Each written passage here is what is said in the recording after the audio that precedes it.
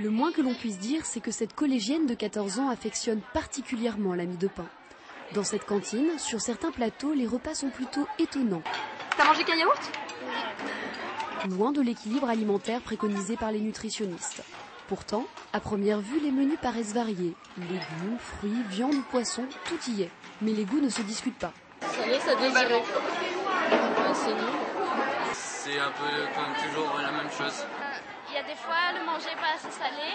Malgré tous les efforts des cuisiniers et des établissements scolaires, rien ne semble être au goût de ces adolescents. Pas suffisamment salé, pas assez de sauce. Décidément, la cantine n'a pas bonne réputation.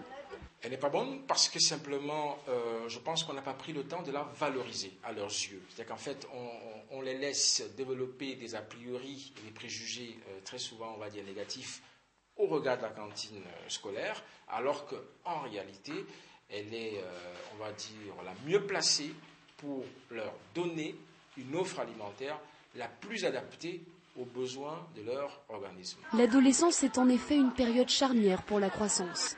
Et pourtant, de nombreux jeunes ne sont pas du tout réceptifs à la notion d'équilibre alimentaire. Elle nous donne par exemple du poisson avec des haricots, des trucs comme ça. À ton avis, ça c'est pas équilibré ? Les frites, les pâtes, il y a un peu tout. Tu trouves ça équilibré ? Oui.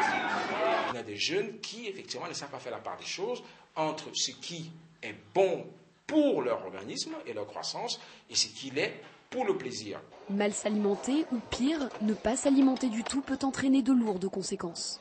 La première, c'est la porte ouverte au grignotage. Et évidemment, l'enfant sera tenté, n'est-ce pas, de manger tout et n'importe quoi, et en particulier, n'est-ce pas, le sucré, le gras ou le salé. La seconde conséquence, c'est la possibilité de voir les capacités d'apprentissage diminuer. Une alimentation qui n'est donc pas à prendre à la légère, surtout quand on sait que ces jeunes mangent plus de 160 repas à la cantine chaque année.